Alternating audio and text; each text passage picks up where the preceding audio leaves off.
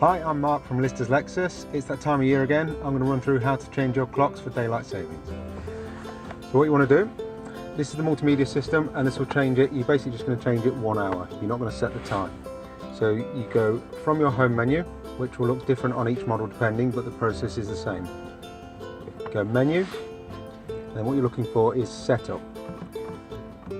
So select setup, and then you're looking for the tab that says general. Again, it will look different on each model, but the process is the same. Go into general and you're looking for system time. Some of them will just say time, some will actually say daylight savings. On this model, which is the NX, go into system time.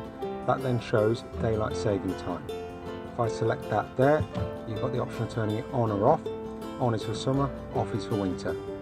Turn it off, that then sets it back 1 hour. Again, reverse it for summer. Most modern Lexus now have the analog clock as well. That adjusts on some models from the multimedia. On this model again, it's just the buttons on the dash. Press them here to go back time, there to go forward time. That manually sets it to an hour. I hope this video was helpful for you.